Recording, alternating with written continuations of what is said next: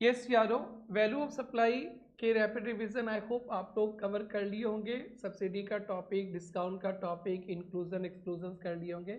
अब बारी है time of supply. Time of supply में भी डिटेल 100% कंसेप्ट मिलेगा, हर एक टॉपिक के साथ एक एक एग्जाम्पल, एंड जितने भी लेटेस्ट आरटीपीज, एमटीपीज, पीवाईक्यूज है, सब कुछ यहाँ कवर्ड है आपके लिए। सो चलिए स्टार्ट करते हैं। Time of supply. Time of supply का इम्पॉर्टेंस जीएसटी में क्या है? बहुत इम्पॉर्टेंट कंसेप्ट है ये टाइम ऑफ सप्लाई। ये टाइम ऑफ सप्लाई बताता है कौन सा डे को आपने सप्लाई किया है जिस पे आपको जीएसटी पे करना है। तो टाइम ऑफ सप्लाई क्या बताता है? कौन सा डे, दैट इज कौन सा वो तारीख है जिस दिन आपने सप्लाई किया, सो डेट जीएसटी अंकल टैक्स मारेंगे। सपोज आज 29 मार्च है, अगर आज हमने कोई सप्लाई किया सो टाइम ऑफ सप्लाई हो जाएगा 29 मार्च, और जीएसटी में मंथली टैक्स देना पड़ता है। 31 मार्च तक जितने भी सप्लाई होंगे उसके टैक्स नॉर्मली नेक्स्ट मंथ के 20 तक देना होता है। So this is the importance of time of supply. GST is payable at the time of supply. Time of supply is the point when GST liability arises, the date on which supply is made. Friends यहाँ पे section 12 आपको बताएगा how to determine time of supply of goods. Section 13 बताएगा how to determine time of supply of service. ये important question है। जैसे अपने VOS पढ़े थे ना, गुड्स के लिए, सर्विस के लिए, दोनों के लिए वैल्यूएशन एक ही था, section 15, but time of supply, place of supply, goods के लिए अलग सेक्शन, सर्विस के लिए अलग सेक्शन। तो याद रखने का बात है जीएसटी कंसल्टेंट साहब, सेक्शन 12 बताएगा time of supply of goods, section 13 बताएगा time of supply of service. जब अपन पढ़ेंगे ना सेक्शन 12, सेक्शन 13, वहाँ पे बार बार ना इनवॉइस का रेफरेंस लिया जाता है, इनवॉइस। इसलिए section 31 of CGST act, invoice का ड्यू डेट थोड़ा सा आपको समझना पड़ेगा। थोड़ा क्या, इनफैक्ट पूरा ही समझ लेंगे इनवॉइस कौन सा डेट को रेज करना चाहिए। तो अपन जब भी पढ़ेंगे तो सबसे पहला डिस्कशन होने जा रहा है अपन का section 13, time of supply of service. Service का टाइम ऑफ सप्लाई सीखने से पहले सर्विस पे इनवॉइस कब रेज करना चाहिए, पहले ये सीखेंगे। Time limit for issue of invoice for service, section 31। फिर उसके बाद अपन पढ़ेंगे time of supply of service, 4 he point है। फिर अपने पढ़ेंगे time limit for issue of invoice goods के लिए, और फिर सेक्शन 12 पढ़ेंगे time of supply of goods. तो बेसिकली 4 इनिंग्स पे हमारा पढ़ाई होगा और हर एक टॉपिक पे एक एक क्वेश्चन करने वाले। अभी तक आप लोग इतने ही ध्यान रखेंगे, time of supply section 12 goods के लिए, 13 सर्विस के लिए। बोलना कंसल्टेंट जी, गुड्स के लिए सेक्शन 12, सर्विस के लिए सेक्शन 13, और 13 को उल्टा कर दो, सेक्शन 31 फॉर इनवॉइस रिलेटेड। और जो सेक्शन 14 दिया है ये चार्टर्ड अकाउंटेंट्स इंटर में नहीं पढ़ेंगे, ये CA स्टूडेंट्स के लिए नहीं चाहिए, ओनली CA में CS बच्चे पढ़ेंगे। सो स्टार्ट करते सुहाना सफर। Time limit for issue of invoice, service के केस में इनवॉइस कब रेज करना चाहिए? तो सर्विस के केस में बेटा पहले 4 पॉइंट समझना। नॉर्मली सर्विस का इनवॉइस का डेट होता है विद इन 30 डेज। सो अगर आप सर्विस सेक्टर में हो तो जिस दिन सर्विस दिए उसके 30 डेज के अंदर इनवॉइस रेज करना है, बट बैंक, इंश्योरेंस, NBFC के लिए 45 डेज। तो बेटा ये 2 पॉइंट भूलना ही मत।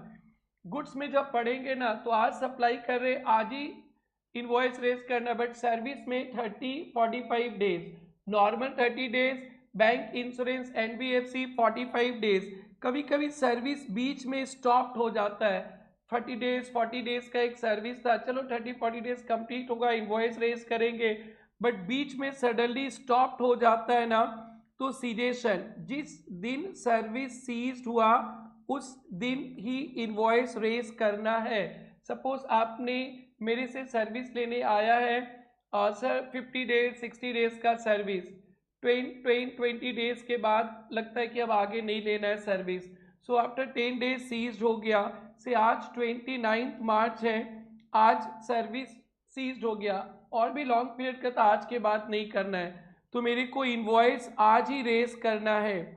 इस पे जीएसटी के जो एमसीक्यूज है ना, सिनेरियो बेस्ड एमसीक्यूज, फ्रेंड्स मैंने 15 एमसीक्यूज सोल्व कर लिया है, उसमें जरूर से आप प्रैक्टिस करना। Case study based MCQs YouTube channel पे सब कुछ डाला गया है, और वहाँ पे एक क्वेश्चन मिला था बहुत अच्छा, जब आप लोग रिवाइज करोगे मिलेगा। सो आज 29 को सीज हुआ, आज ही इनवॉइस रेज करेंगे, और कंप्लीटेड पार्ट्स के लिए जितना कंप्लीट हुआ, नॉर्मली क्या है 30 days, bank insurance NBFC 45 days, suddenly बीच में सीज हो जाता है तो up to the date of cessation.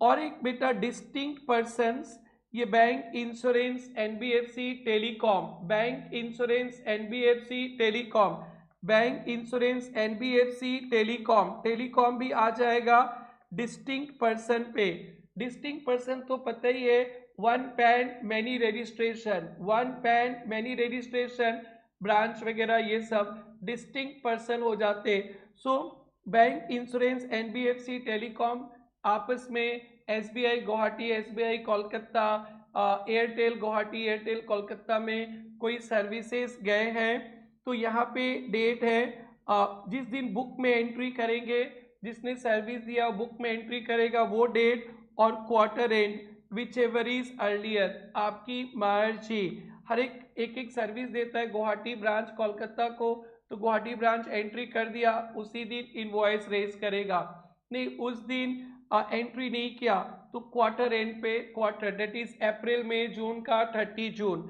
So friends ये 4 पॉइंट पढ़ लेते, 4 एग्जाम्पल करेंगे, फिर इसके बाद कंटिन्यूअस सप्लाई ऑफ सर्विस, और आरसीएम तो 5 स्टार है, हिट लिस्ट है, हिट लिस्ट है, लिख के रख दो। 26 में जो भी एग्जाम होने वाले हैं उस पे ये क्वेश्चन 100% आने वाला है।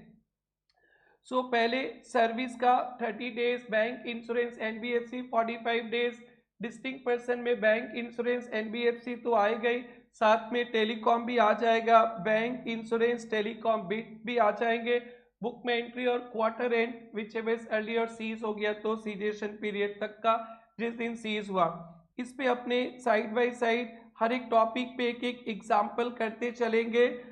Kalyani security services provide security to royal jewellers को इन्होंने सर्विस दिया है for jewellery exhibition 5 October. So within 30 days 4 November तक इनवॉइस रेज करना है। State Bank of India supply service 25 October को, तो बैंक ने सर्विस दिया है तो इनके लिए 45 डेज ये 9 दिसंबर हो जाएगा। A bank head office in Mumbai provides IT support service to branch office in Bangalore. So अपने ब्रांच में दिया है तो ये डिस्टिंक्ट पर्सन हो गए। Head office can issue invoice as and when they record IT support charges. जिस दिन हेड ऑफिस एंट्री करेगा उसी दिन इनवॉइस रेज कर दे, और during the quarter April to June का एनी टाइम बिफोर 30 जून, यानी 30 जून तक कर सकता है। देखो बेटा situation 1, invoice at the time of each service, head office ने जब जब सर्विस दिया बुक्स में रिकॉर्ड किया तब इनवॉइस रेज करो। Head office of XYZ bank in Mumbai provided IT support service to Bangalore branch, आपस में 5 अप्रैल को सर्वर मेंटेनेंस, 20 अप्रैल को, 10 जून को। HO issue separate invoice, like this, इसका अलग। सो 5 अप्रैल को 50,000 का कर दो, 20 अप्रैल मई को, 10 जून को, और कॉन्सोलिडेटेड भी क्वार्टरली में कर सकते हैं 30 जून तक कर सकते हैं, बट इन्होंने 28 जून को कर दिया।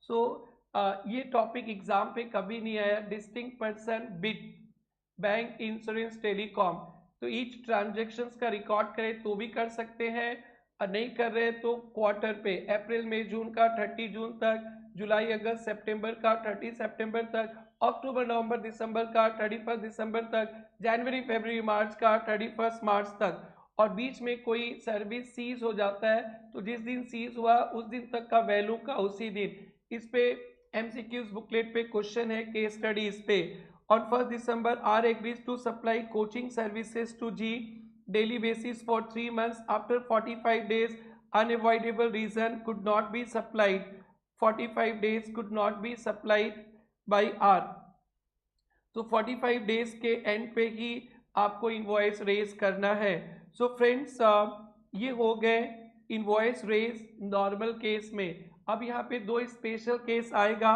Continuous supply of service.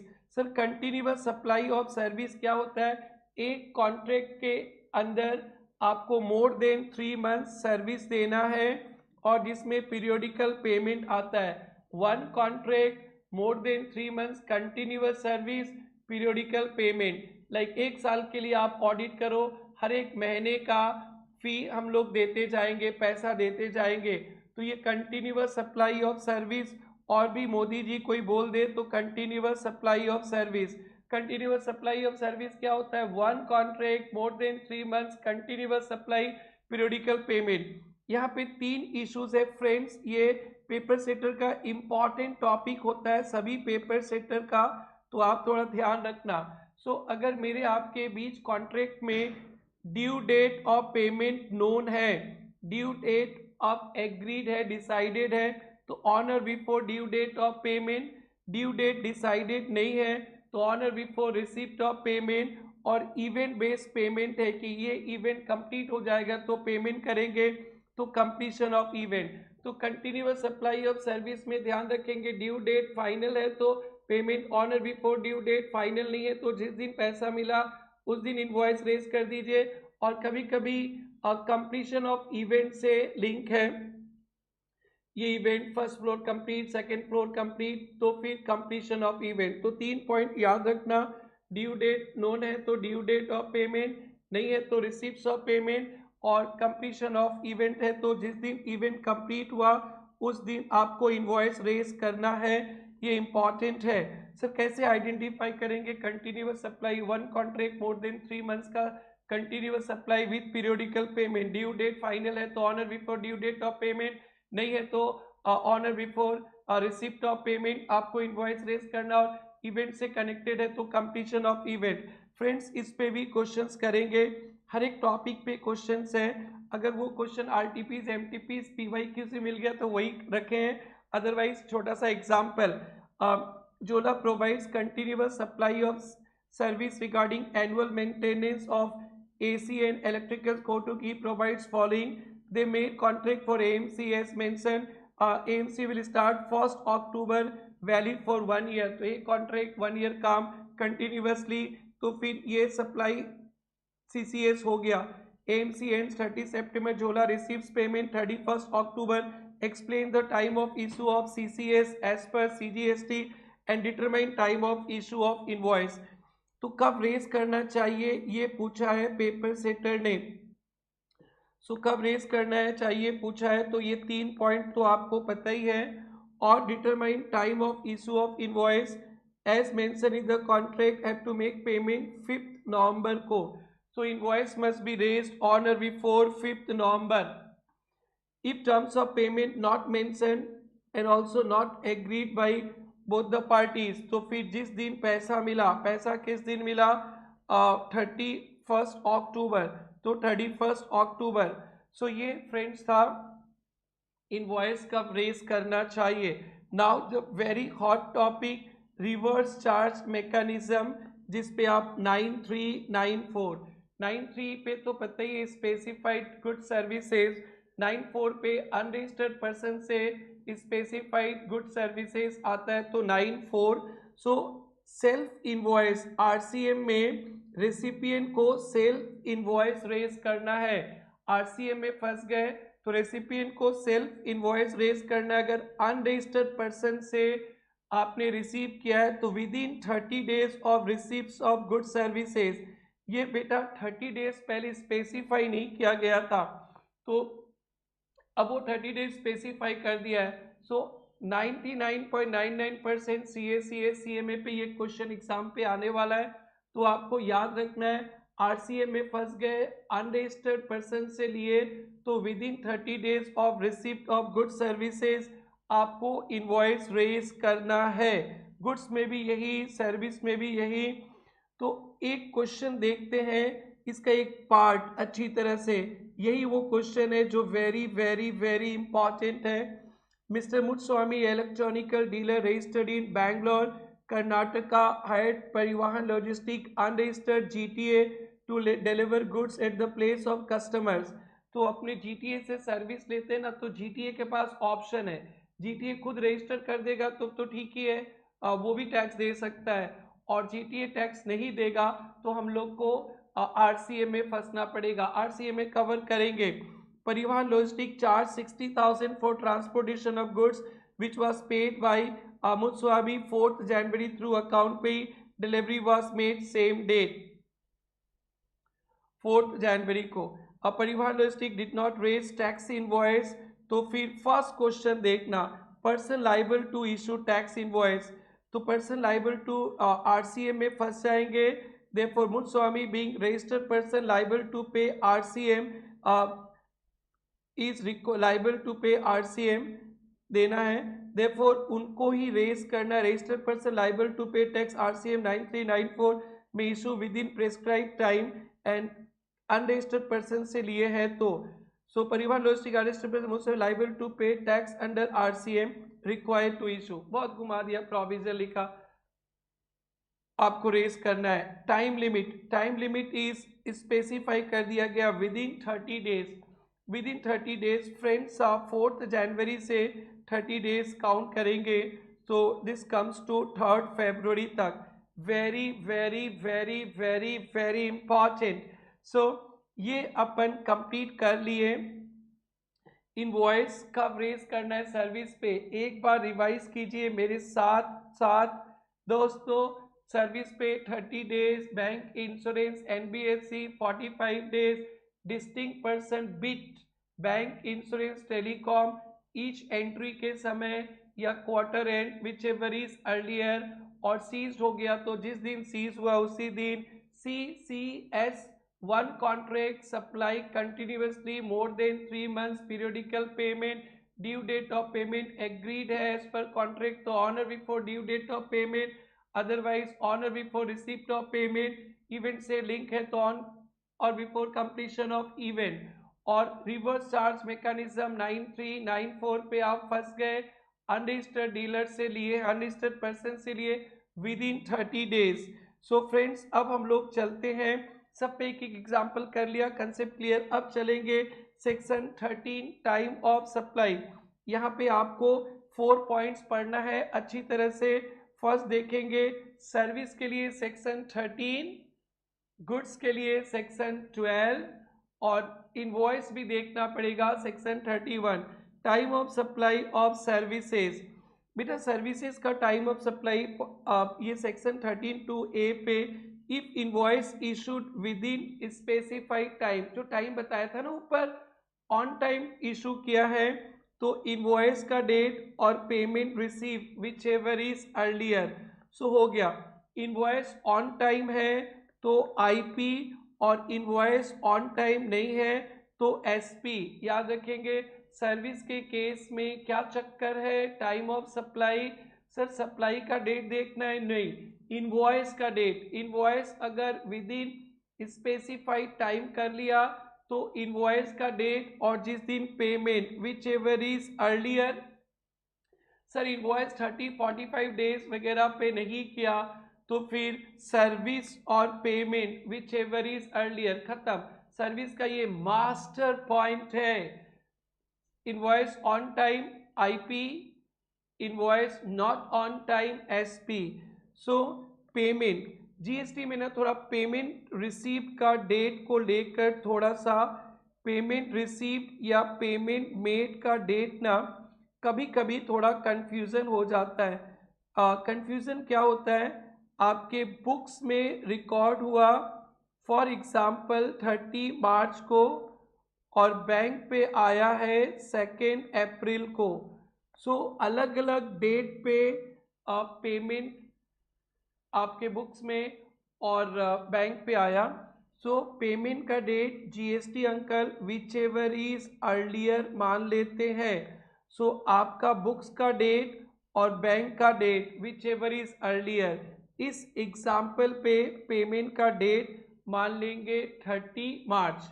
इसको रिवर्स पे देख लीजिए, बैंक बता रहा है कि आपके अकाउंट पे पैसा 30 मार्च को आया, बट आपने अपने बुक्स में रिकॉर्ड किया 5 अप्रैल, तो जीएसटी अंकल विच एवर इज अर्लियर। तो यहाँ पे ना कभी पेमेंट रिसीव्ड टर्म आएगा, जैसे अभी पेमेंट रिसीव्ड आया, तो आपके बुक्स का रिसीव का डेट, बैंक का date whichever is earlier.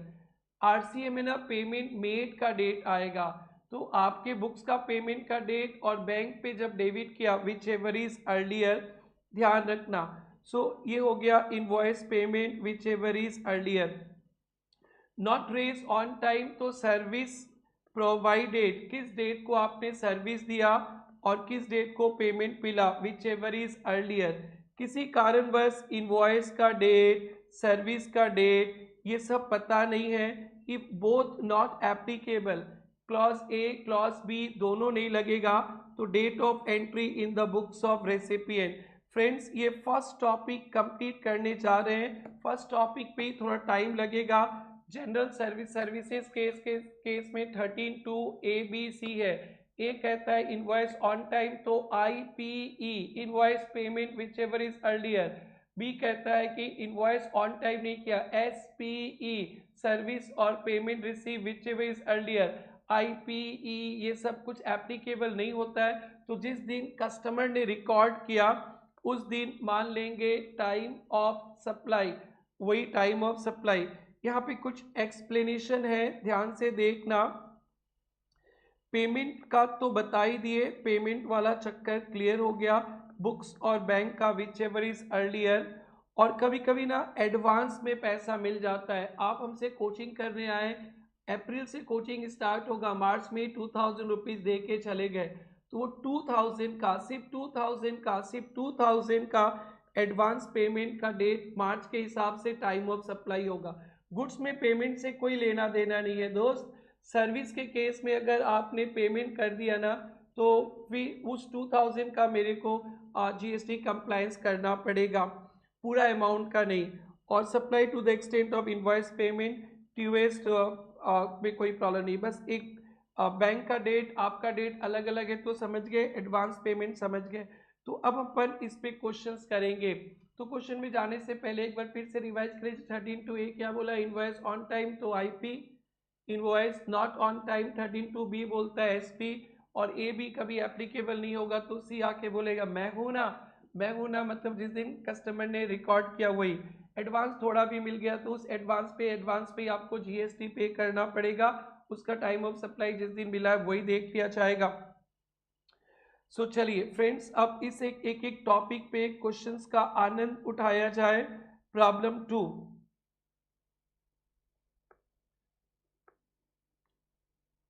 XYZ, a chartered accountant issue invoice for services rendered to him on 7th September को। CA साहब ने सर्विस दिया था, उसका इनवॉइस रेज किया, time of supply independent situations पे। The provision for service completed 1 अगस्त को and payment was receive 28 September. 1 अगस्त को सर्विस दिया और 7 सितंबर को इनवॉइस रेज किया, तो फिर 1 अगस्त से 7 सितंबर तो लेट हो गया, नॉट विद इन 30 डेज। तो यहाँ पे सर्विस और payment whichever is earlier, तो सर्विस कब दिया 7 सितंबर, और पेमेंट कब, इनवॉइस तो सर्विस कब दिया, सर्विस 1 अगस्त को, इनवॉइस तो देखना नहीं, पेमेंट कब मिला 28 सितंबर। तो यहाँ पे फर्स्ट आंसर 1 अगस्त होना चाहिए, चार्टर्ड अकाउंटेंट से 1 अगस्त, invoice not issued within 30 days. Next देखते हैं, the provision for service completed 14 August को सर्विस दिया और इनवॉइस रेज किया 7 सितंबर को। तो invoice raise within 30 days, तो विद इन 30 डेज तो इनवॉइस और पेमेंट, तो 7 सितंबर और पेमेंट 28 सितंबर। तो यहाँ पे 7 सितंबर को लॉक कर दिया जाए, 7 सितंबर विद इन 30 डेज होगा। तो पेमेंट और इनवॉइस और payment whichever is earlier. Question number 3, A made payment 3 August, service was remaining to be completed, advance पे मिल गया। तो 3 अगस्त ही टाइम ऑफ सप्लाई हो जाएगा, डेट ऑफ रिसिप्ट इनवॉइस और date of receipt of payment. Next, A made payment 15 September को, service remaining to be completed. तो रेस तो आपने कर दिया 7 सितंबर, तो यहाँ पे कोई प्रॉब्लम नहीं है। 7 सितंबर सर्विस हुआ ही नहीं है, तो फिर भी आप इनवॉइस रेस कर दिए तो बहुत अच्छा है। सो फ्रेंड्स, 13(2)A 13(2)B हो गया। 13(2)C रिलेटेड एक क्वेश्चन है, मई 25 का है। यहाँ पे जो भी क्वेश्चन डाले हैं ना, कोशिश के RTPs, MTPs, PYQs कर रहे हैं, नहीं है तो फिर अपने अपना एग्जाम्पल डाला है। सो आप रिवीजन भी कर रहे हो, RTPs, MTPs, PYQ का क्वेश्चन भी कर रहे हो, और साथ साथ में जो GST का सिनेरियो बेस्ड MCQs है जिसके 3 पार्ट्स में हमने अपलोड किया है, वो भी देखिएगा। और इनकम टैक्स का तो full syllabus, almost full syllabus का रैपिड रिवीजन भी आ गया, और 30 MCQs भी सिनेरियो बेस्ड MCQs सोल्व कर दिए, 13 केस बेस्ड सिनेरियो सोल्व किया गया है। तो इनकम टैक्स आपके लिए फुल रेडी है, मई हो एग्ज़ाम या सितंबर हो या जनवरी 27, आपका इन CA स्टूडेंट्स हो, CMA स्टूडेंट्स, सबके लिए इनकम टैक्स फुल्ली पैक्ड है फ्रॉम मेन ऑनवर्ड एग्जाम्स के लिए, with MCQs, with full provisions, questions and all, and GST we have started. Value of supply मिल गया, अब टाइम ऑफ सप्लाई भी मिलेगा आपको। जरूर से आप लोग सारे लेक्चर्स देखना, एंड आपको अच्छा लगे तो प्लीज़ अपने फ्रेंड्स को शेयर करना, सो डेट सबका साथ सबका विकास। Investigation shows ABC company carried out service of cleaning, repair of tanks in apartment, for which apartment association made cash payment 4th April. Dates of work not clear. ABC not raised invoice, not payment. तो ए debt service कब किया पता नहीं, payment कब मिला पता नहीं, invoice का पता नहीं, तो रेसिपिएंट रिकॉर्ड किया 4th को, तो 13(2)C लगेगा। 4th अप्रैल लिखा देना। फ्रेंड्स, P4 थोड़ा सा इम्पॉर्टेंट पे है, ध्यान देना। CCS के केस में बताया था ना, कंटिन्यूस सप्लाई ऑफ सर्विस के केस में इनवॉइस अगर due date of payment final है तो honour before due date of final payment, otherwise date on which payment received. Completion of event है तो कंप्लीशन ऑफ इवेंट तक इनवॉइस रेज की है तो ऑन टाइम, अदरवाइज इसे ऑन टाइम नहीं मानेंगे। इनवॉइस ऑन टाइम तो IP के साथ चलेंगे, और इनवॉइस लेट है तो SP के साथ। Determine TOS continuous supply where payment for contract provide monthly payment 15th of succeeding month, यानी मार्च में काम करोगे तो अप्रैल 15 तक। So entry for provision of service, नवंबर में काम किया, इसका इनवॉइस 15 दिसंबर तक करना है, 7 दिसंबर किया, ये ओके है।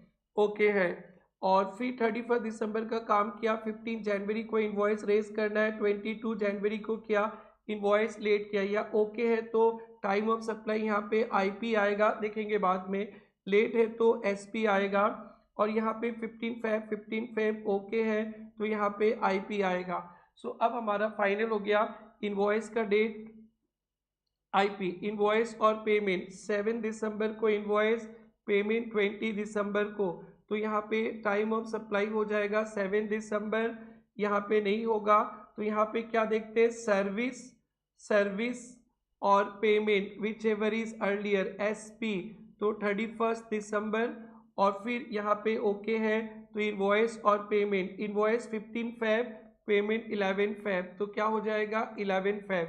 ये बहुत ट्रिकी क्वेश्चन पे रख लेना, बहुत इंपॉर्टेंट। सो ये अपना सर्विस का जनरल प्रोविजन समाप्त हुआ।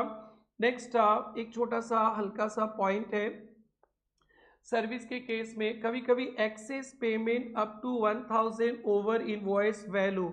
सपोज आपने इनवॉइस रेज किया है 49,300 का सर्विस के केस में, बट पार्टी ने राउंड फिगर पे 50,000 दे दिया। अप टू 1000 तक अगर एडवांस मिल गया, एक्सेस मिल गया, तो उसके लिए जीएसटी अंकल बोला कि सप्लायर की मर्जी। ऐसे तो हम लोग एडवांस ले लेंगे, तो जब पैसा लेंगे तभी टाइम ऑफ सप्लाई उस एडवांस का हो जाएगा, बट 1000 तक बिल का अमाउंट से ऊपर 1000 तक अगर आपको एडवांस या एक्सेस मिल जाता है तो आपकी मर्जी, आप अभी भी दिखा सकते हो या नेक्स्ट इनवॉइस। ऑप्शन है, ऑप्शन या तो अभी भी दिखा दो उसका टाइम ऑफ सप्लाई 700 का, या invoice date, next invoice date दिखा सकते हो। याद रखना पेपर सेटर डाल देगा कि 1200 मिला एक्सेस, तो 1200 मिला तो उसका जब मिला तभी उसका टाइम ऑफ सप्लाई हो जाएगा। अपन 1000 करते हैं, पेपर सेटर तो फिर 2 कदम आगे जाके आपको गिरा देता है। 1200 रुपीज एडवांस मिल गया तो फिर इसका तो कोई ऑप्शन नहीं है, आज ही मिला, आज 29 मार्च है, आज ही टाइम ऑफ सप्लाई। फ्रेंड्स इस पे भी एक क्वेश्चन मैंने रखा है, आप बिलीव नहीं कर सकते हो, इतना केयरफुली दिमाग लगा के डिजाइन किया कि आप एक एक पॉइंट कवर होगा, आपको लगेगा कि ये पूरा एग्जाम का ही रिवीजन है। जी हाँ फ्रेंड्स, 2-3 क्वेश्चन को राइटिंग इन प्रैक्टिस कर लेना, जैसे मुत्स्वामी वाला सम, वो तो एकदम छपने वाला है। A telecom company received 5,000 against 4,800, तो 200 एडवांस मिला। Option to take next invoice भी दिखा सकते हैं, that's it. So friends 13.2 complete. अब 13.3 में चलेंगे। 13.3 रिवर्स चार्ज, ये तो 100% इम्पॉर्टेंट हो गया अब ये आपके लिए, क्योंकि इसमें इनवॉइस का एक डेट भी आ गया। Time of supply earlier of payment date, RCM में तो जिसने सर्विस रिसीव किया वो टैक्स पे करेगा, पेमेंट डेट और 61st day of supplier's invoice, suppliers का रजिस्टर्ड है तो वो इनवॉइस रेज करेगा 61st डे, और recipient invoice date whichever is earlier, तो IP61 बोलते हैं। I means invoice issued by recipient, I means invoice issued by recipient, P means payment का डेट, और 61 day of supplier's invoice whichever is earlier. तो आपको याद रखना है इनवॉइस इशूड बाय रेसिपिएंट, अगर लाइबल है इशू करने का रजिस्टर से लिया है तो पेमेंट का डेट, और 61st day of supplier's invoice, 61st day of supplier's invoice. और रेसिपिएंट को कब इनवॉइस रेज करना है, विद इन 30 डेज, वो याद है आपको। इफ नॉट डिटरमाइनेबल, अगर ABC नहीं लगता है तो date of entry in recipient book, वहाँ भी date of entry in recipient book था।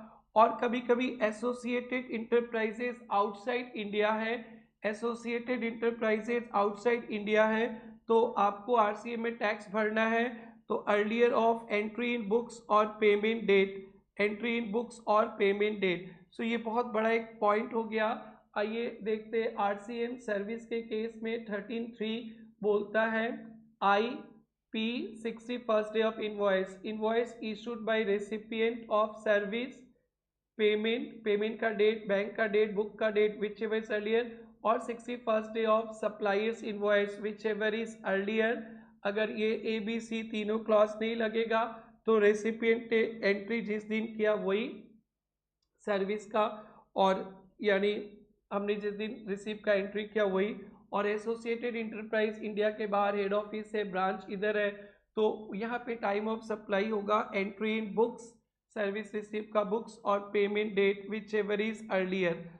सो इसके बाद एक रेसिडरी और एक इंटरेस्ट बचेगा, बेसिकली 4 ही पॉइंट्स होते। एक वाउचर हुआ करता था जो अब वो एप्लीकेबल नहीं है, तो अब इस पे क्वेश्चंस करने चलते हैं अपन।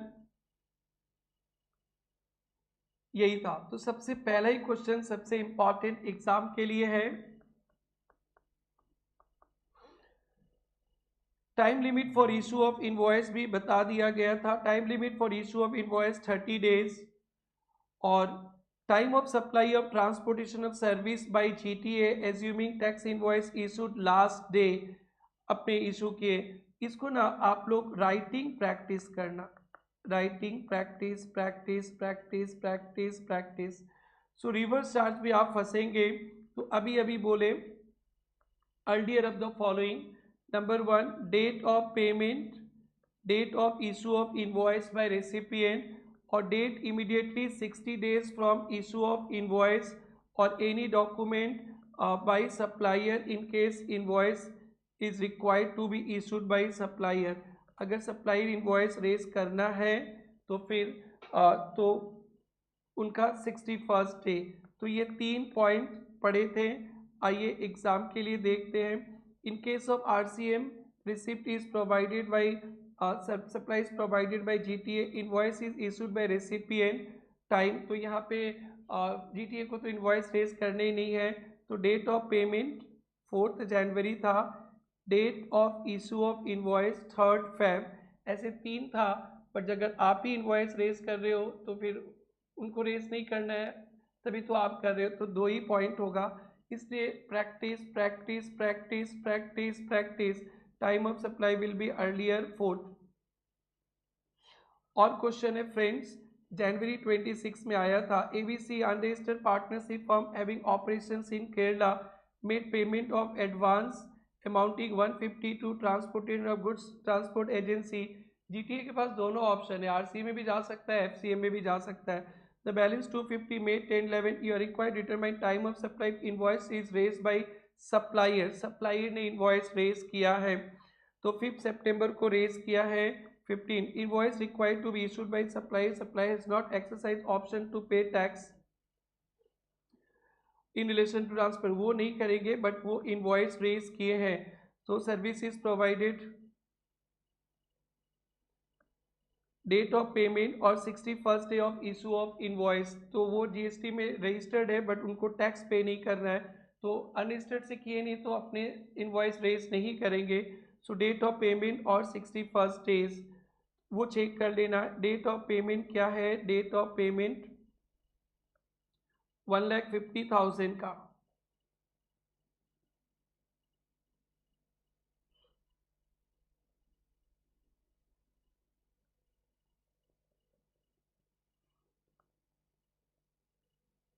5 अगस्त, तो इसका 150 का तो 5 अगस्त ही होगा, उसमें तो कोई टेंशन ही नहीं है।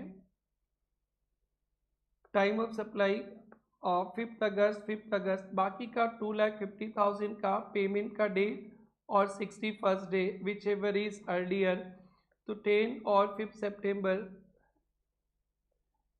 10th और 5th November which ever is earlier, फिर 10 और 15 नवंबर विच एवर इज अर्लियर, कोई प्रॉब्लम नहीं है, बट इसको प्रैक्टिस में रखना आप लोग। एक थ्योरी क्वेश्चन भी इंस्टीट्यूट ने MTP जनवरी 26 में दिया है, और time of supply of service RCM के केस में कैसे होगा। So earlier of the following, date of payment 61st day of invoice, date of issue of invoice by recipient, in case the invoice issued by recipient required to be issued within a period of 30 days. Okay, इसमें बहुत सारे question से आओ देखते रहे। Determine time of supply of from the given information. May for a German company issue email for German company issues email informing its associate company cost of technical services provided, जुलाई 4 को transfer amount किया। सो ये associate enterprise foreign से लेकर आया, तो date of books of entries तो किया नहीं और पेमेंट कर दिया 4 जुलाई, तो टाइम ऑफ सप्लाई हो जाएगा 4 जुलाई। बेटा ये बहुत इंपॉर्टेंट है, बहुत अच्छा से देखना। Determine time of supply GST payable RCM, serial number, date of payment, date of payment by recipient of service, date of issue invoice by supplier of service, और 61st डे भी बता दिया, तो टाइम ऑफ सप्लाई आपको करना है। सो यहाँ पे अपने ये देखना है, सप्लायर इनवॉइस रेज किया तो रेसिपिएंट को जरूरत नहीं है, वो रजिस्टर्ड होगा। तो यहाँ पे पेमेंट और 61 days which ever is earlier, payment 10th को, 61st डे 29, तो आंसर हो गया 10th।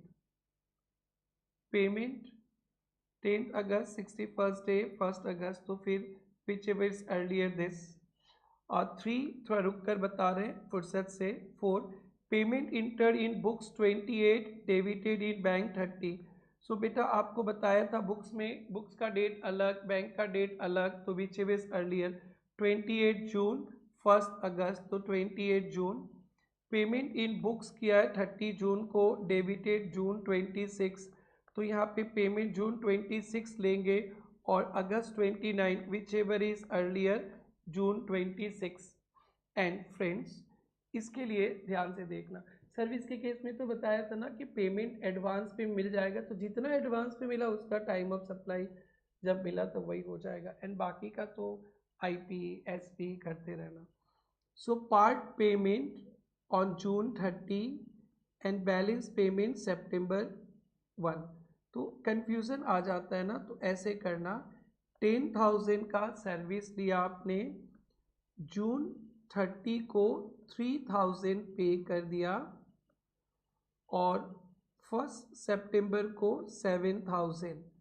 तो फ्रेंड्स 3,000 का टाइम ऑफ सप्लाई, तो ये पेमेंट और इनवॉइस बहुत पहले है ना, तो जून 30 ले लेंगे, और 7,000 का पेमेंट और invoice whichever is earlier, so 29 अगस्त ले लेंगे। इसको थोड़ा प्रैक्टिस करना, जब कभी पार्ट पेमेंट वगैरह सर्विस में बोल देगा ना, तो एक टोटल लमसम 10,000 लेके उसको ब्रेकअप पार्टी कर देना, ऑफिस को एंजॉय करना। सो नाउ आगे बढ़ते, आरसीएम भी कवर्ड हो गया, आरसीएम भी हो गया। अब तो छोटे छोटे टॉपिक्स हैं, एक साथ कवर करके फिर अपनी सम्स देखेंगे। फिर गुड्स का इनवॉइस कब रेज करना चाहिए, गुड्स का time of supply, and that's it, with so many questions also. Residuary time of supply बताएगा रेसिडुअरी, सेक्शन 13(5), अगर 13(2) नॉर्मल वाला प्रोविजन नहीं लगा, 13(3) भी नहीं लगा, तो टाइम ऑफ सप्लाई कैसे कैलकुलेट करेंगे। रिटर्न का ड्यू डेट, ई पीरियोडिकल रिटर्न, ये जिसने सप्लाई किया वो थोड़ा चोर टाइप का है, जीएसटी में रजिस्टर्ड है बट वो रिटर्न फाइल नहीं कर रहा है, टैक्स नहीं दिखा रहा है, तो रिटर्न भरने का जो ड्यू डेट होता है नॉर्मली नेक्स्ट मंथ के 20 तक, सो वही टाइम ऑफ सप्लाई लिया जाएगा, रिटर्न ड्यू डेट। अदरवाइज मतलब जो अनरजिस्टर्ड है, जीएसटी में रजिस्टर्ड होना चाहिए, फिर भी आपने रजिस्टर्ड नहीं किया, चोरी चोरी चुपके काम कर रहे हो, टैक्स भी नहीं दे रहे हो, तो जीएसटी अंकल पकड़ के जिस दिन आपसे टैक्स लिया वही टाइम ऑफ सप्लाई। तो रेसिड्यूरी के केस में क्या समझेंगे, 13(2), 13(3) नहीं लगेगा, तो आपका टाइम ऑफ सप्लाई, अगर आप जीएसटी में रजिस्टर्ड है तो आपका जो रिटर्न भरने का ड्यू डेट है उसी डेट को मान लेंगे टाइम ऑफ सप्लाई। अगर रिटर्न नहीं भरना है, दैट इज रजिस्टर्ड नहीं है जीएसटी में, तो जिस दिन जीएसटी अंकल आपको पकड़ के टैक्स लिए उसी दिन time of supply. And friends interest late fee penalty के केस में receipt, interest late fee penalty के केस में रिसिप्ट, और आपको याद होगा वैल्यू ऑफ सप्लाई में टिप्स नो पढ़ाए थे, टिप्स नो, तो पेनल्टी वगैरह का केस में बोले थे कभी वेव कर देते तो नो जीएसटी, कभी बोलते खून देंगे हम, इंटरेस्ट देंगे हम, पेनल्टी देंगे हम, जीएसटी ठेंगा देंगे हम, तो इंक्लूसिव मान लेंगे हम। सो ये कंप्लीट होने जा रहा है सर्विस का, हमने इस पे भी क्वेश्चंस रखे हैं, आइए आपको दिखाते हैं क्वेश्चन। हाजिर हो, हाजिर हुआ सरकार, फिर इसके बाद गुड्स को लाएंगे मेरे यार, Radhe Radhe provide service 6 June, invoice raise 2% per month, Shyam fail to make payment, Shyam paid consideration 6 July with interest.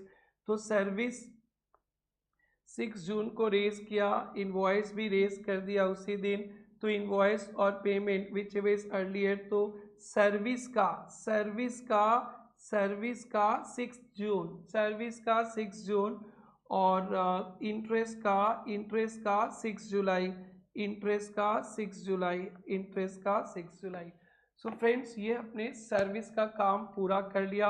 आप एक बार मेरे साथ गुनगुनाओ, फिर आपको तो गुनगुनाना ही है, सेक्शन 12 गुड्स का टीओएस बताएगा, सेक्शन 13 सर्विस का टीओएस बताएगा, 13 को उल्टा सुल्टा कर दो, सेक्शन 31 इनवॉइस रेज करने का टाइम लिमिट बताएगा। तो चलिए शुरू करते हैं। इनवॉइस सर्विस का 30 डेज है, बैंक इंश्योरेंस एनबीएफसी का 45 डेज है, और बिट बैंक इंश्योरेंस टेलीकॉम पे जब एक ट्रांजेक्शन का एंट्री करोगे और quarter end whichever is earlier पे इनवॉइस रेज करना है। सीज हो गया तो जब सीज हुआ उस दिन तक का उसी अमाउंट का इनवॉइस रेज उसी दिन करना है। सीसीएस कंटिन्यूअस वाला 1 contract more than 3 months periodical payment regularly काम चलेगा तो उसको बोलते हैं continuous. Due date of payment decided है तो honour before due date of payment नहीं है तो honour before date of payment receive, और कंप्लीशन ऑफ इवेंट है तो कंप्लीशन ऑफ इवेंट। आरसीए में फंस जाएंगे 9394 पे। अनरजिस्टर्ड पर्सन से सप्लाई लेंगे तो within 30 days. Time of supply of service section और 13(2) बताता है अगर इनवॉइस ऑन टाइम है तो इनवॉइस और payment whichever is earlier, invoice on time issue नहीं है तो सर्विस और payment whichever is earlier. अगर ए और बी कवर नहीं होता है तो रेसिपिएंट जिस दिन एंट्री किया और कभी एडवांस थोड़ा सा ले लिया, उस एडवांस का टाइम ऑफ सप्लाई जितना जिस डेट को मिला वही है। पेमेंट रिसीव का डेट बुक्स में और बैंक पे अलग अलग है तो whichever is earlier. Payment made का डेट भी अलग अलग है तो whichever is earlier. Excess payment up to 1000 option of supplier, option of supplier अभी भी हो सकता है या नेक्स्ट इनवॉइस में एडजस्ट करेंगे तभी हो सकता है। 1200 लेंगे तो आज ही मान लिया जाएगा। आरसीए में फंसेंगे तो आरसीए में फंसेंगे तो पेमेंट का डेट आई इनवॉइस इशूड बाय रेसिपिएंट अगर जरूरत है तो पेमेंट का डेट और 61st day of supplier's invoice. तो एक था invoice issued by supplier I P, payment by recipient of service 61st day of supplier's invoice whichever is earlier कर लिया जाएगा फ्रेंड्स।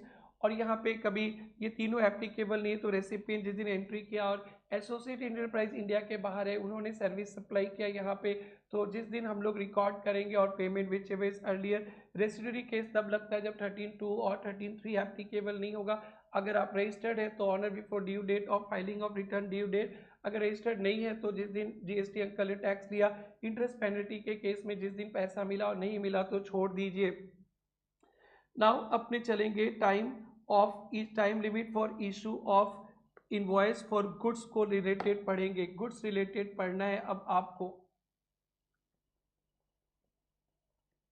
यस यारो अब स्टार्ट करेंगे time limit for issue of invoice goods का। सेक्शन 31 फर्स्ट पॉइंट बोला अगर supply के कारण गुड्स का मूवमेंट हो रहा है यानी आप डिलीवरी करके दे रहे हो तो before or at the time of removal, जब आप अपने फैक्ट्री गोडाउन दुकान से रिमूव करोगे उसी समय इनवॉइस रेज करना है। नो मूवमेंट, आपने प्रोडक्ट बेच दिया फिर आप उसका मूवमेंट नहीं कर रहे हो, कस्टमर ले जाएगा। सो बिफोर डिलीवरी और मेकिंग अवेलेबल, जब आप उसको डिलीवर करोगे ये सामान लीजिए या जब उसको अवेलेबल कर दोगे उस समय आपको इनवॉइस रेज करना है। सो अगर supply resulted movement of goods on before removal or dispatch and no movement of goods होगा तो making available to goods to the customer या डिलीवरी के समय। और continuous supply of goods, continuous 1 contract more than 1 contract में long period के लिए supply करेंगे before or at time each statement or payment. So before or at the time जब statement raise करोगे या पेमेंट मिलेगा which ever is earlier. So ये था कंटिन्यूअस सप्लाई गुड्स। सर्विस के केस में तो कितना बवाल था ना, यहाँ पे ओनली पेमेंट का डेट और statement which ever is earlier. Goods and on sale or return basis, cell or return basis पे जब आप माल भेजते हो तो आज सेल नहीं माना जाता है। सो इनवॉइस आज रेज नहीं करना। Earlier when recipient accept the goods, यानी जब अप्रूव कर लेगा जिसको माल भेजे हो 2 महीना 3 महीना बाद बोलता है हाँ सर आपका सामान हम रख लिया। तो जब approval is received or 6 months from the removal whichever is earlier.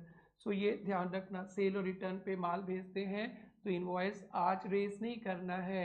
सो कब रेज करना है, जब वो एक्सेप्ट कर ले गुड्स या 6 months which ever is earlier. अगर 6 months तक एक्सेप्ट नहीं किया, जैसे 6 months एक्सपायर होगा आपको इनवॉइस रेज करना है।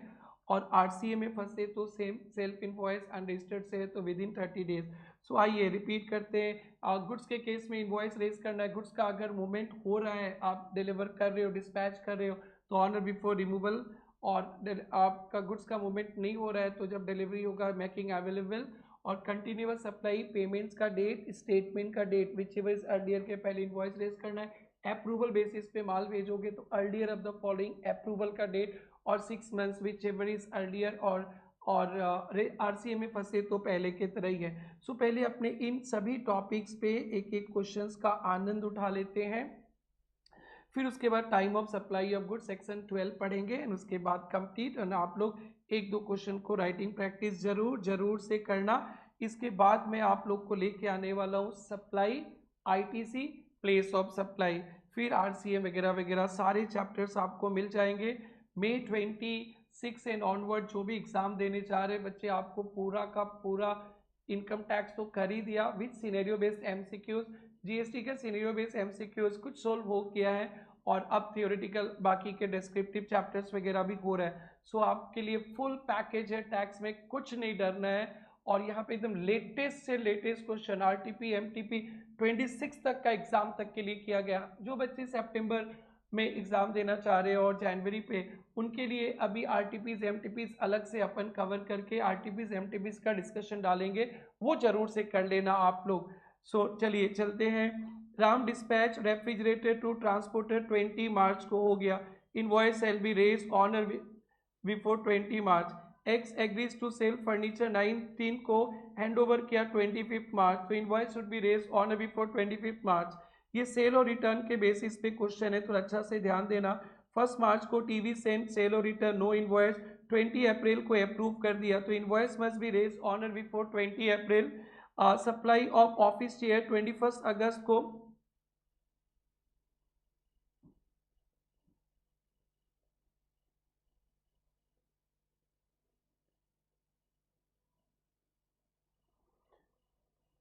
कस्टमर ने अप्रूव कर लिया 20 अप्रैल को, तो invoice must be raised on or before 20 April.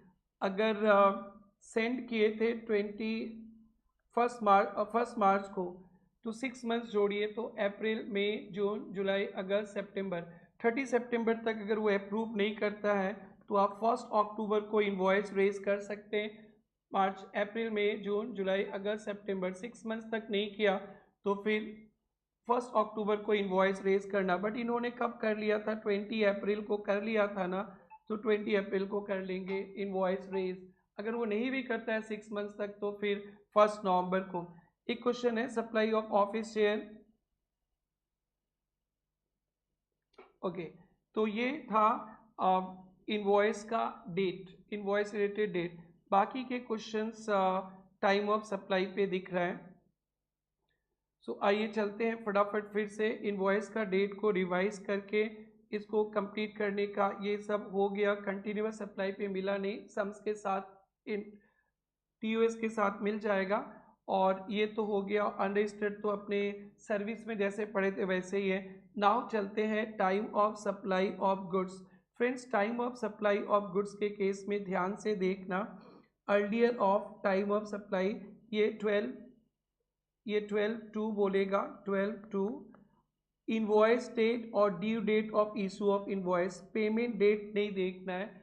Law maker ने लिखा था गुड्स के साथ भी पेमेंट डेट, वो नहीं देखना है। सो गुड्स के केस में एक ही डेट देखना है। अगर इनवॉइस ऑन टाइम इशू हुआ तो इनवॉइस का डेट, अगर इनवॉइस लेट इशू किया तो इनवॉइस का ड्यू डेट। सो बस यही है, इनवॉइस ऑन टाइम इशू हुआ तो इनवॉइस का डेट, लेट इशू हुआ तो ड्यू डेट। पेमेंट नहीं देखना है। और एडवांस मिलेगा उस पे नो जीएसटी, एडवांस पेमेंट मिलेगा उस पे no GST. But specified actionable claim, जो 6 एक्शनेबल क्लेम टैक्सेबल है, पढ़ेंगे अपने सप्लाई में। Lottery, betting, gambling, horse racing, casinos, online gaming. Lottery, betting, gambling, horse racing, online gaming और कैसीनोस, ये 6 स्पेसिफाइड क्लेम्स टैक्सेबल है। इस केस में GST payable on payment basis, advance पे भी। तो ध्यान रखना, गुड्स पे एडवांस पे नो टैक्स, गुड्स पे एडवांस पे नो टैक्स, गुड्स पे एडवांस पे नो टैक्स, गुड्स पे एडवांस पे no tax. But specified actionable claim पे रिसीप्ट पे भी टैक्स लगेगा, रिसीप्ट बेसिस पे टैक्स लगेगा, रिसीप्ट बेसिस पे टैक्स लगेगा, रिसीप्ट बेसिस पे टैक्स लगेगा। तो ये बड़ा सा सिंपल था बेटा। इन गुड्स के केस में इनवॉइस ऑन टाइम इशू हुआ तो इनवॉइस डेट, अगर लेट इशू हुआ तो ड्यू डेट ऑफ इनवॉइस। फिर इस पे कुछ क्वेश्चंस करेंगे। फिर आरसीएम, रेसिडरी और ये तो इंटरेस्ट पढ़ना नहीं है, यहाँ पे लिख देना सेम एज सर्विस और यहाँ भी लिख देना सेम एज सर्विस। तो गुड्स के केस में ओनली 2 ही पॉइंट पढ़ना है, 1000 एडवांस वाला भी नहीं रखता। आरसीएम थोड़ा सा पढ़ लेंगे और जनरल 12-2 और खत्म, आपका चैप्टर ही खत्म हो जाएगा। सो बेटा इस पे जितने क्वेश्चंस है आइए उसको डिस्कशन करते हैं, फिर आरसीएम पढ़ेंगे और फिर हमारा चैप्टर ही खत्म हो जाएगा।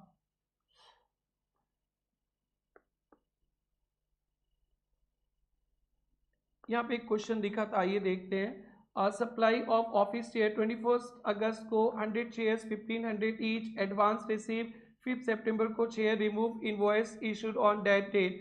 तो ठीक ही है ना, 5 सितंबर को invoice, balance payment receive, invoice at the time of removal किया टीचर्स डे के दिन, सो विद इन प्रेस्क्राइब। तो time of supply within 15 lakhs का यही हो जाएगा, no GST on this, very good. Next, a machine has to be supplied at site. It is to be done by sourcing various component from vendors assemble at site. 17 सितंबर को purchase order receive, advance से कोई मतलब नहीं। 12 lakhs entry duly made, कुछ मतलब नहीं। 20 अक्टूबर को machine assemble tested site accepted, तो ये हो गया डिलीवर्ड या मेकिंग अवेलेबल 20 अक्टूबर को। इनवॉइस रेस लेट किया तो 20 अक्टूबर पूरा 12 लाख का 20 अक्टूबर। Investigation shows 200 cartoon of biscuits they dispatch 2 अगस्त, नो इनवॉइस मेड, तो फिर इनवॉइस शुड बी रेज 2 अगस्त एंड टाइम ऑफ सप्लाई भी हो जाएगा 2 अगस्त। An order is placed on Ram in company 18 August for supply, order से मतलब नहीं। Ram gets consignment ready inform issues invoice 2 दिसंबर को, कस्टमर कलेक्ट किया 7 दिसंबर को, सो ऑनर बिफोर 7 दिसंबर हो गया तो इनवॉइस, तो फिर यहाँ पे second, therefore the time of supply the date of issue of invoice.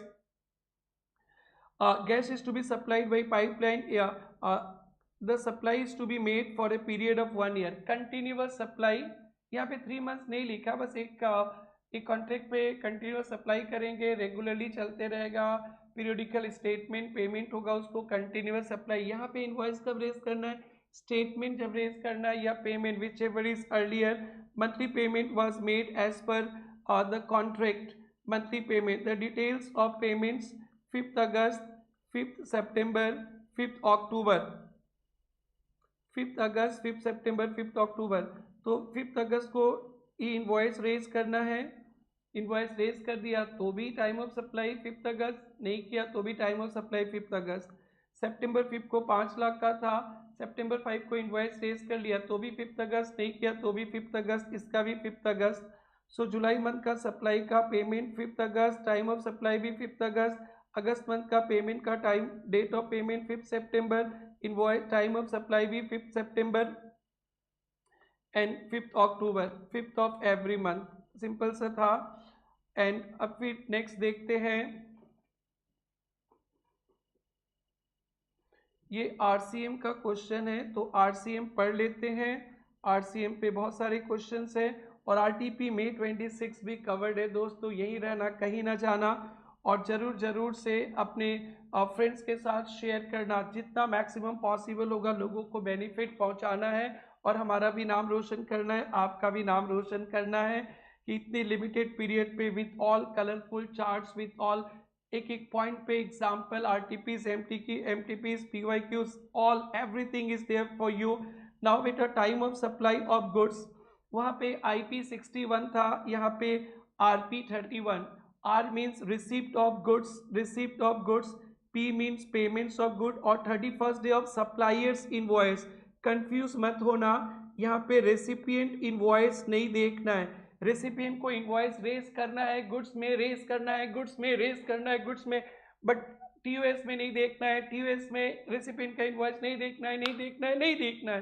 सो क्या देखना है, RP 31 receipt of the goods, payment और 31st day of supplier's invoice.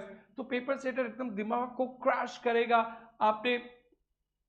आपने गुड्स वगैरह परचेज किया है जिसमें RCA में फंस गए, इनवॉइस रेज करना है क्या आपको, या अनरजिस्टर्ड प्लेयर से करेंगे तो करना है, बट टाइम ऑफ सप्लाई देखते समय आपका इनवॉइस मोए मोए सर्विस में था बेटा, सर्विस में था, यहाँ नहीं। तो रिसिप्ट और पेमेंट और 31st डे ऑफ इनवॉइस, अगर रिसीव पेमेंट ये एप्लीकेबल नहीं होगा। Date of entry in the books of recipient,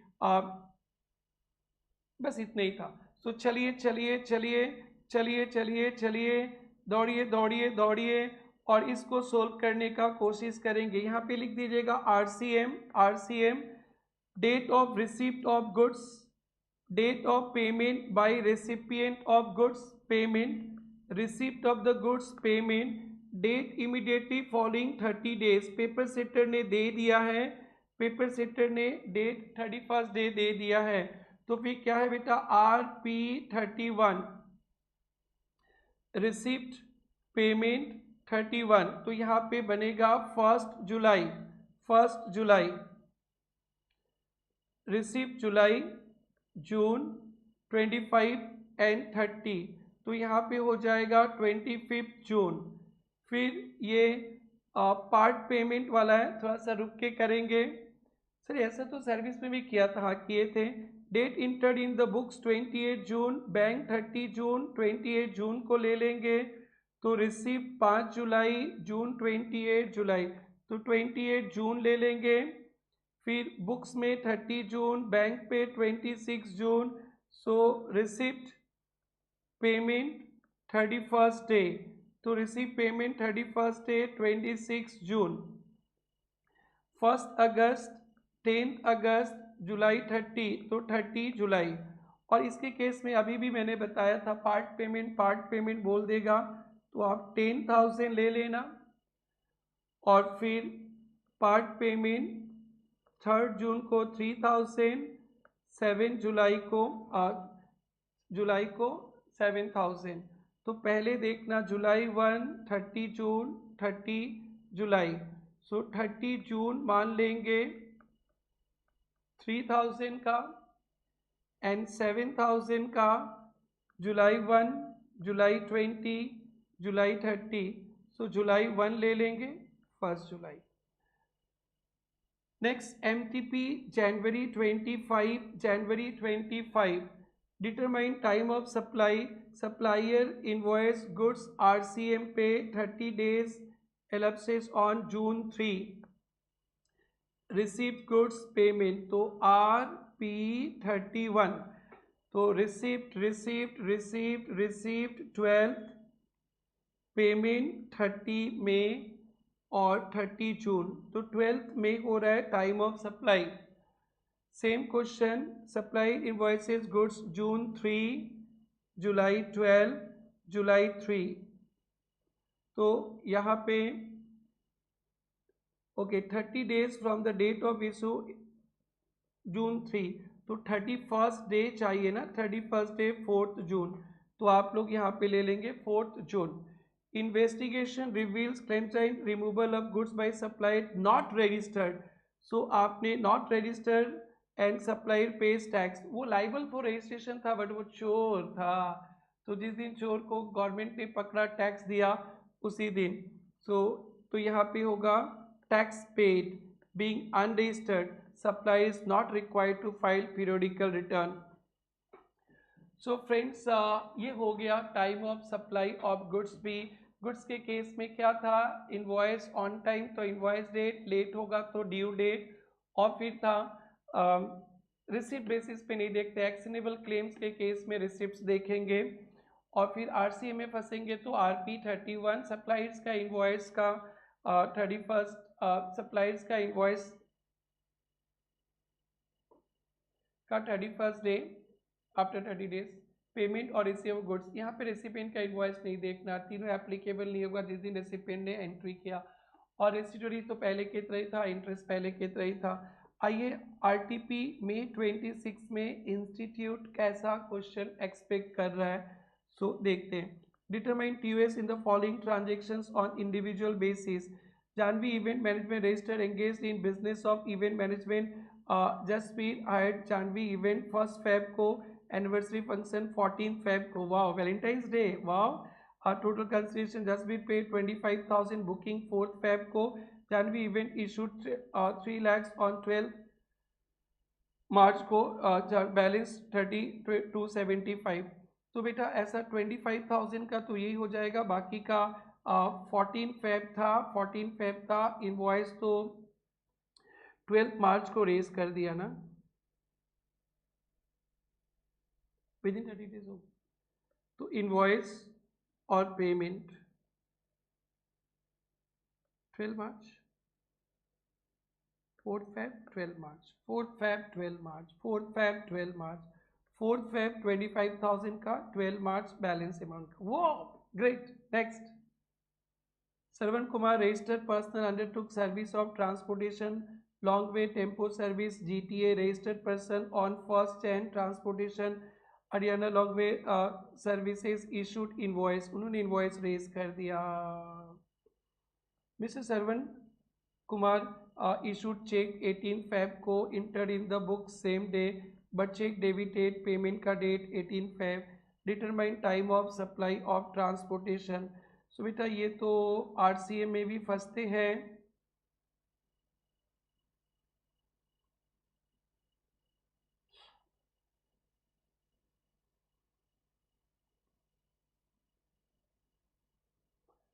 supply service by GTA कुछ नहीं बोलेगा तो आरसीएम पे फंसा देंगे।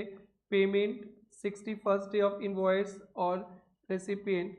तो डेट ऑफ पेमेंट के बारे में बताया, डेट ऑफ पेमेंट 18 फेब ले लेंगे, 18 Feb, the date of payment 18 Feb, और यही सबसे आगे है क्या,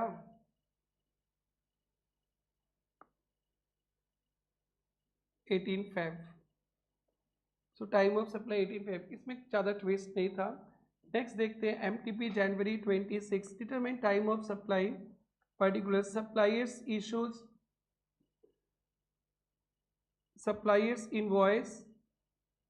invoices goods on RCM, supplier ने इनवॉइस किया आरसीएम पे May 4, received goods 12, Mithlesh make payment May 30, suppliers invoices goods taxable RCM May 4, receives goods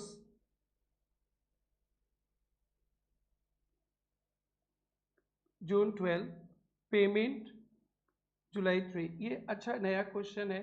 तो यहाँ पे RP31 रिसिप्ट ऑफ गुड्स 12 में, पेमेंट 30 में और 31st which ever is earlier. तो 12th में अर्लीस्ट,